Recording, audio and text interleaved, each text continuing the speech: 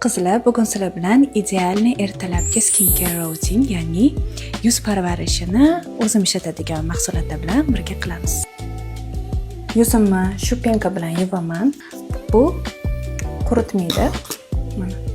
Men bunaqa narsalarga katta e'tibor beraman, allergiya toshib ketmasligi uchun. Yuzimni yuvib keldim. Keyingi etapimiz bu toner. Menga yoqadigan tonerlarning hammasini ichida gialuron kislotasi bor. Bular serum. Bittasi kunduzgi, bittasi kechki. Kechkisini ichida retinoli bor. Buni ehtiyotkorlik bilan ishlatish kerak. Men haftada 2 marta ishlataman. Bu kunduzgisi.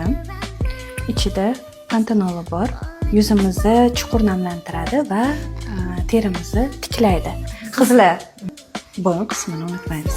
Kunduzgi va kechki kremlarim.